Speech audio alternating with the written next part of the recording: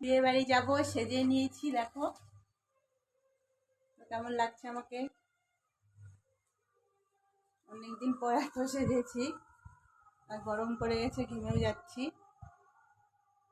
তো বর এসে গেছে মনে হয়, গান তো হচ্ছে, তো যাব, বেরিয়ে পড়েছি।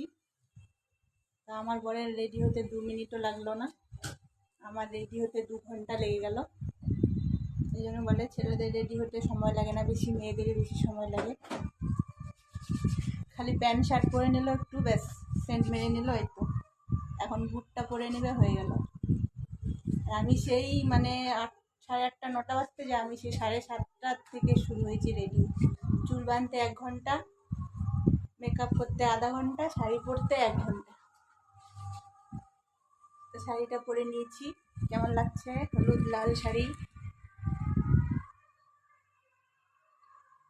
বিয়েবাড়ি গান শোনা যাচ্ছে, যাই এবার মণ্ডপ ফণ্ডপগুলো দেখি।